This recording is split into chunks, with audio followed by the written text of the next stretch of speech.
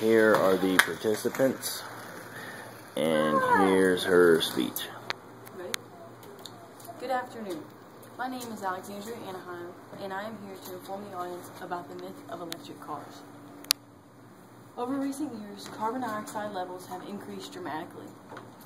If any of you are unaware, the Union of Concerned Scientists dubbed carbon dioxide as one of the main gases that contribute to our issue of global warming. Some may ask, why not just limit the amount of carbon dioxide being released into the atmosphere? It's not that simple. While carbon dioxide is negative to our environment, it is vital for transportation. Every time we fill up our tank or just put a few bucks in, we are burning fossil fuels and adding to CO2 emissions in the environment. Today, driving a gas-powered car is by far the most air-polluting act that any citizen can commit. This issue has been around for a long time, and yet little efforts have been done to help reduce the number. The problem is the large quantity of gas-powered cars being driven around the world. Let's think for a second. How many cars are in your immediate family? How many of your friends have cars? Just as I thought, a large portion. Most of us have cars and drive them daily without thinking of how harmful that they could be.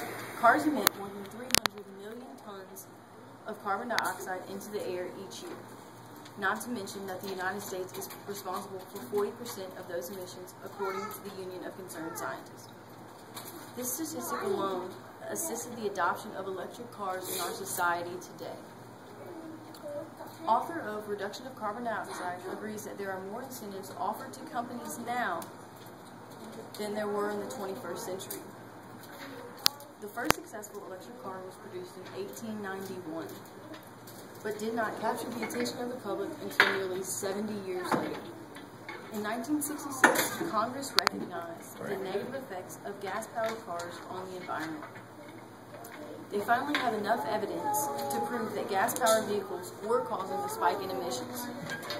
It was not immediate that Congress began offering tax breaks to those who made an effort to lower emissions, but a decade later. They have not contributed much to the crisis, but also many people did not view this as a serious issue. After the 9/11 attacks in 2001, the price for oil began to go up and up and up some more, as we all remember. As gas prices began to peak, the push for a gas alternative was strong. In 2007, Toyota revealed the first commercially sold vehicle on the market, the Toyota Prius. Toyota's solution to the problem was a hybrid car that worked on a technology that used less methane and half the gas of a gas-powered vehicle. The vehicles are half electric and half gasoline, and they run just as strong as competitors. Over the last decade, there have been several other cars to enter the market as green alternatives. Cars such as the Nissan Leaf, the Chevy Volt, and the Ford Electric Focus. Even though there have been several cars offered on the market, there are not enough people utilizing them to make a significant impact on our environment.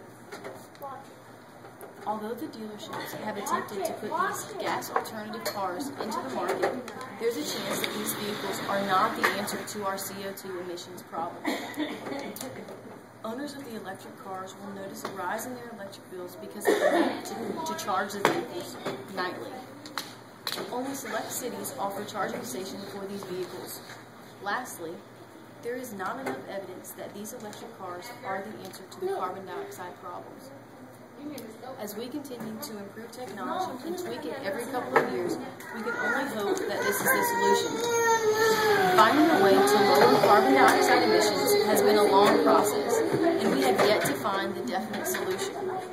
As companies continue to work on the technology, it is up to the general public to make it work.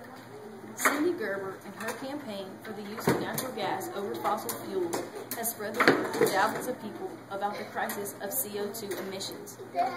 She has designed a website that gives much insight to the problem and at-hand ways to resolve it. This movement away from gas-powered vehicles will take more than just a few people, but each and every one of us to help clean our environment. Very good.